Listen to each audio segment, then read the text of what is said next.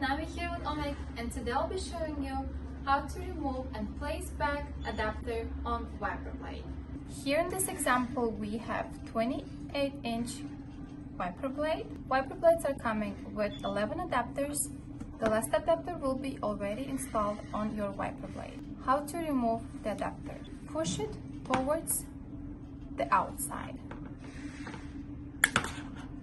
How to place it back? Position it. Push it inside until you hear click. Once you hear click, you have successfully installed your adapter. Let's try another one. Again, push it outside.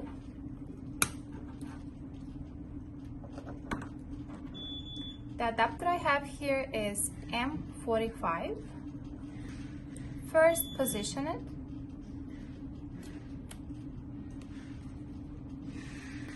The same as we have done for our first adapter. Once you position it, just press on it. Once you found correct adapter, finally you can install your wiper blades. Do not forget to remove the protection.